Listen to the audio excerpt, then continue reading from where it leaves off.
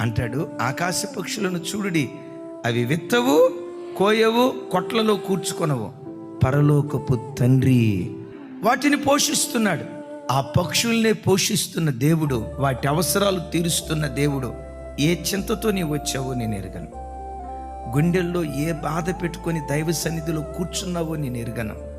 ఆకాశ పక్షులను పోషిస్తున్న దేవుడు నిశ్చయముగా నిన్ను పోషించే పోషణకర్త, నీ ప్రతి అవసరత తీర్చే దయగలిగిన దేవుడు. చూస్తూ ఉండు, విశ్వసిస్తూ ఉండు. ఏ కాలంలో ఏది నీకు కావాలో ప్రతిదీ తన మహిమైశ్వర్యంలో దేవుడు నీకు సమకూరుస్తూ ఉంటాడు. చెప్తూ దేవుడు అక్కడ మాట్లాడుతూ అంటాడు, అడవి గడ్డి పువ్వులను చూడండి, అవి ఎలా ఎదుగుతున్నాయో చూడండి అని వాటి అందాన్ని పోలుస్తూ ఒక మాట అంటాడు. సమస్త వైభవముతో కూడుకున్న సొలొమోను సైతం అంతగా అలంకరించబడలేదట.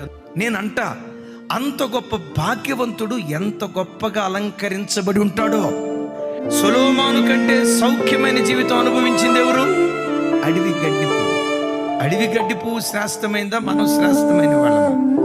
ఆ అడవి గడ్డి పువ్వు ఉదయాన వికసించి సాయంత్రానికి వాడిపోయేది.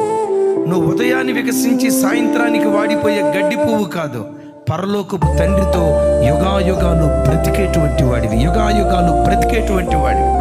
అడవి గడ్డి పువ్వు ఉదయం నుంచి సాయంత్రం జస్ట్ దాన్ని ఒక్కరోజు బ్రతికేదాన్ని అంత వైభవంతో దేవుడు అలంకరిస్తే, తన పోలికలో సృజించుకున్న నిన్ను నీకు అన్యాయం చేస్తాడా?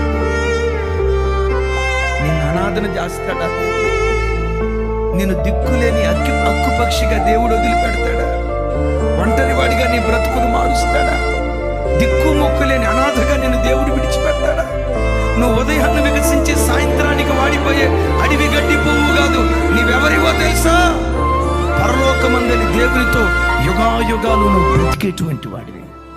దానికే అంత భోగాన్ని వైభోగాన్ని ఇస్తే, ఆయన పోలికలో సృజించబడిన నీకు ఏది ఇవ్వటానికైనా ఆయన శక్తి కలిగిన వాడు, సమర్థుడైన దేవుడై ఉన్నాడు.